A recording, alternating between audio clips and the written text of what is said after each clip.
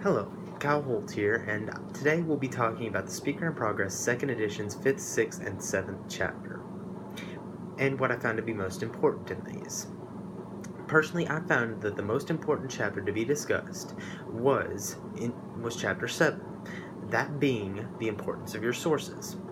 Thus, because in any speech, if your sources are wrong, you're gonna be wrong.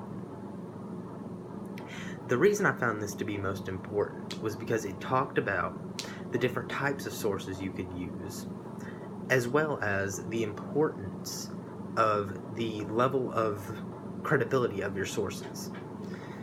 And that's a topic that I found they didn't go into as much as I wish they would have, because the importance of the credibility of your sources is highly important. If you get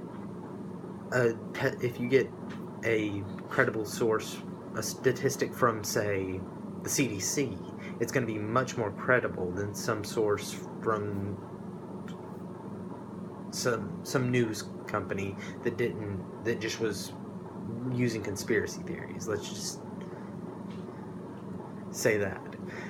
But also, another topic that they discussed in that chapter was the use of your peers' testimony, which I found, which they didn't discuss this, but in evident, when using testimony, it is very compelling to your audience, but testimony isn't good to use as evidence, as each individual testimony, in the universe you can find any sort of event to have occurred if you look hard enough. That's why testimony is considered the worst form of evidence in a court of law.